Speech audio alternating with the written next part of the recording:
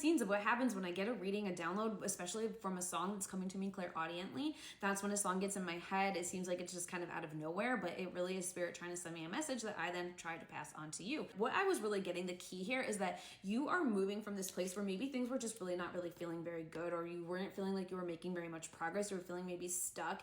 It wasn't that you were moving backwards, but you were just not making a lot of progress. The Knight of Stars is almost like at a standstill.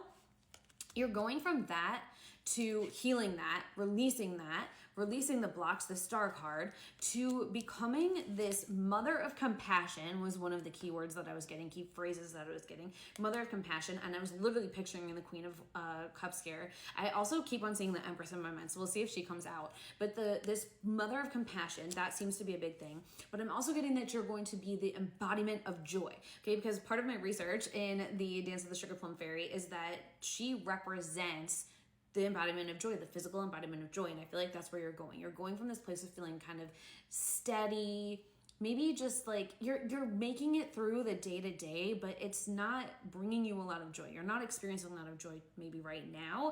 And I'm feeling like you are going to be experiencing so much joy. Everything is going to be evening out. And like, that is what we're getting here. Oh my gosh. So we go to the Justice card, where it's like, you deserve this.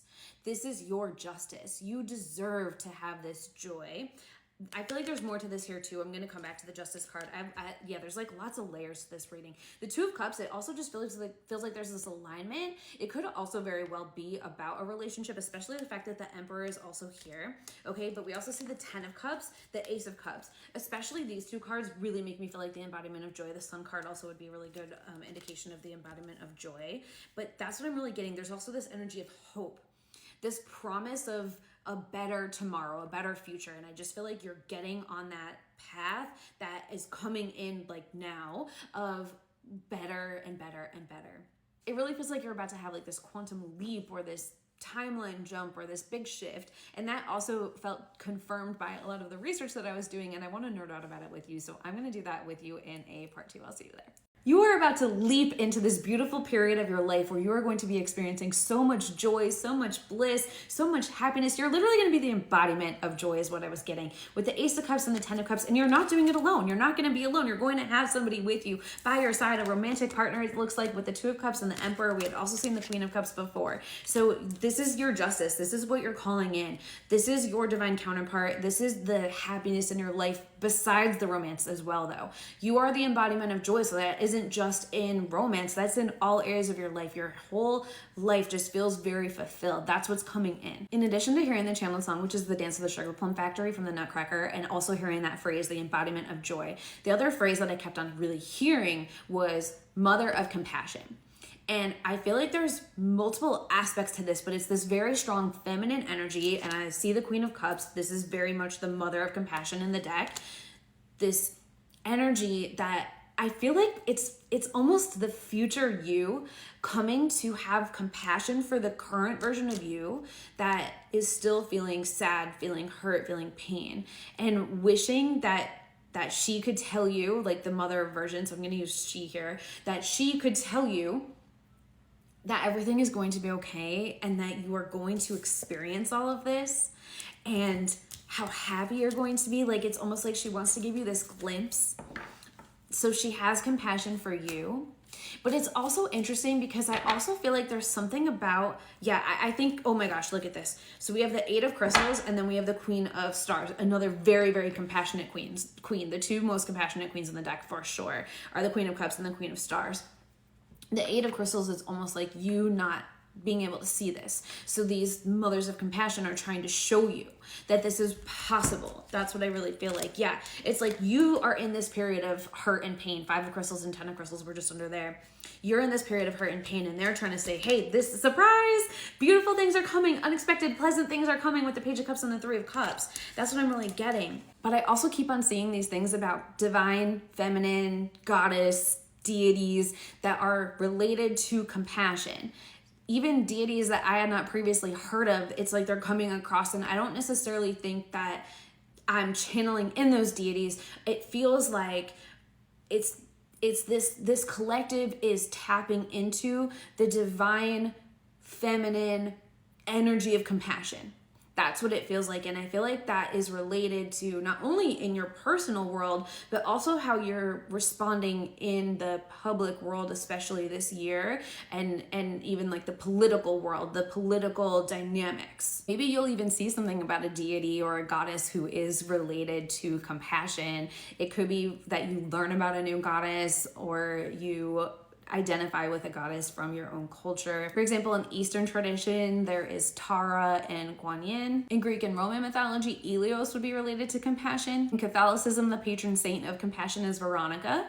I was just looking up various goddesses, and I also looked up the Celtic goddess of compassion, and it was Bridget, and I was like, no way, because I know that Bridget is the goddess most associated with Imbolc, which just happened on February 1st. So that's the energy. It's this divine collective of compassion. It also just feels like an energy of matriarchy coming forward, and that's going to allow us to have more joy.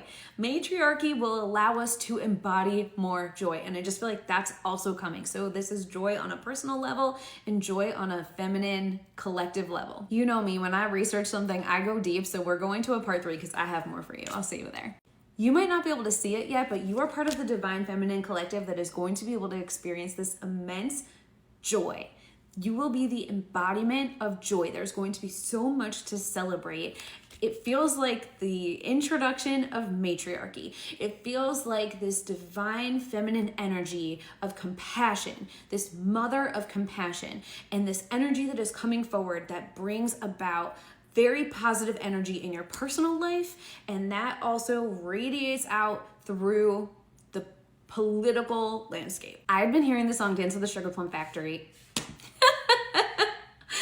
Not the Sugar Plum Factory, Dance of the Sugar Plum Fairy. It's really like, that's what it is. It's almost like you're just gonna be like turning out joy, producing joy, mass producing joy, like in a very positive way. Going from like that sense of like mass producing, like the capitalism, to like this energy of joy. But I was hearing Dance of the Sugar Plum Fairy, and I just felt compelled, like literally, like I felt like spirit was like pushing me to research the song. And as I'm thinking about that, I'm like, oh my gosh, yes, of course, the moon is transiting my 8th house right now. The 8th house is the house of research, among other things. Of course, I had to research something. Of course, spirit is so funny, so on point with that. By the way, if you want to know more about astrology, make sure you're following my astrology TikTok account. Shout out Spirit for giving me this download right now, because I was not going to tell you about that. My new astrology account is Astrology Beth. Go follow me there. But anyways, I felt compelled to do this research, so I did. I looked up when the song was written, and it was written in 1892. I had no idea what was happening in 1892, to be perfectly honest. Could not tell you a single event that happened in 1892 off the top of my head. If you like knew something, you have to tell us. But I looked up what happened in 1892.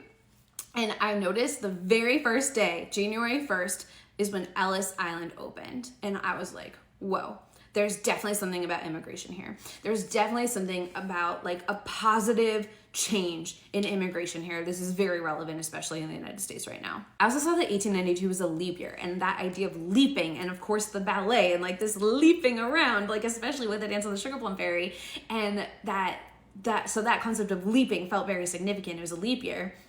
Then I saw on July 4th, obviously a big day for the United States, but on July 4th, Samoa changed what time zone it was in, and that had it repeat July 4th. It had like an extra leap day.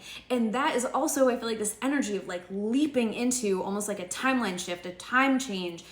It literally happened July 4th, 1892. And astrologically, so much is going to be happening July 4th of this year, especially in the United States. And so that also just felt significant. Another moment that was important in 1892 was the first use of the Pledge of Allegiance.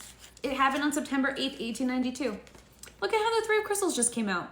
It almost seems like the Pledge of Allegiance that was said then it's like heartbroken that we're so far away from what that is supposed to be about. The liberty, the justice for all. And that's where I feel like the justice card had come out before, that this is part of this reading. It's like the country, the like entity of America being heartbroken, being all the trauma that America has been built upon, and that this is coming, there's a change, there's a leap, there's a shift that's happening here. So you're going to be leaping, and America's going to be leaping. 9 of Stars. Okay, I feel like we need to come back to a focus on you. We are going to go to a part 4, and I'll talk about this energy. You are about to be the embodiment of joy. You are about to be in this abundant energy. You are tapped into the divine feminine collective of compassion, and that is bringing about more joy for you in your personal life and more joy for everybody. The 9 of Stars is self-sufficient. She feels very confident about herself. She's very good at manifesting. She has all of the resources that she needs, whether that is food, money, heat, energy, time, safety, clothing, housing, everything. She has everything that she needs. You know what else she has? Love. She has love. The 9 of Stars is a Venus card. Venus and Virgo. Venus is a sign of security. It's making sure that your needs are all being met. And of course, it is also a sign of love. And that's the energy that you're stepping into. You're stepping into this energy self card where you are able to project your sense of self out to everybody else in a way that is compassionate, but you get to be also shining. You are reflecting to others what you want the world to be, and you are reflecting joy, and then joy is reflected back to you. It's really beautiful. I also keep on seeing the number 21. That might be significant. Queen of Wands coming out now too. This is our 3rd queen that we're seeing in this reading, I believe. I don't think the Queen of Crystals has come out. But we've had the Queen of Stars, the Queen of Cups. The Emperor wants to remind me that he's here too. Okay, Emperor. So we have the Queen of Wands, the Queen of Cups, the Queen of Stars. The 9 of Stars had also come out. Very feminine energy card. Okay. So we have all these queens, but I guess the Emperor wants to remind us that he is here too. That you are not, it's not just about you and your individual personal joy or the collective joy, but there's also this romantic partnership, because we had seen the 2 of Cups, the Ace of Cups, the 10 of Cups, and the Emperor coming out.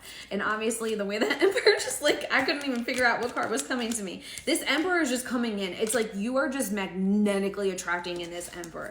Your radiance of joy is attracting in this Emperor who wants to be by your side through this next phase of life. But I just feel like this Emperor is upholding you as this goddess, right? This Empress, for lack of a better word, honestly, but where I feel like, you know, traditionally we're in a patriarchal society, and I feel like this Emperor that's coming in really honors you more as like the matriarch, not in the motherly way. Well, there's the 21. Not in the motherly way, but in the beautiful goddess way. Okay, it's not just being the mother. You're not being the Emperor's mother, but you're being this goddess. The 21 is the World card. I said that 21 was a sign that I was seeing for this reading. So 21 is definitely a sign. But also with the World card, just now we have the Ace of Wands and the 5 of Wands. Okay, so I feel like, yeah, it's really wanting me to clarify about what the new beginning is. So this is how it just came out. Ace of Wands, the World card, and the 5 of Wands. It really wanted me to clarify how this new beginning is coming in. So it is a relationship. It's not a relationship where you're having to mother the partner. It's a relationship. Matriarchy does not, it's not just the opposite of patriarchy. If you don't know very much about matriarchy, maybe this is your sign to actually go learn more about it and what that actually means. It's honoring the feminine lineage. It's a softer life. It is compassion. It is community. And this Emperor, he wants to participate in that. That's what I'm getting. So it's not just flipping what the current world is into like the opposite, because that's really actually just still patriarchy, but with women in the power. That's not how it works. The power is more evenly distributed. So I feel like that's really important to understand. And I feel like because the power is more evenly distributed, that is also part of what brings about more compassion and joy. And that allows you to like leap forward in your life. Let's see if there's any other final message. By the way, if you've been following along on this journey, thanks for hanging out with me. My name is Beth, and I do offer personal tarot readings at the link in my bio. I don't DM you, so please don't get scammed. You guys, I see the Hierophant card. This is, again, about all the cultures. I talked about the various goddesses in a previous part, and I just feel like it's this divine collective tapping in that you are getting to tap into. You are getting to tap into this divine feminine collective of compassion who are going to bring more joy. You're going to feel more joy. you are going to attract more joy, and your partner is going to be part of this. Everyone is getting to be part of this collective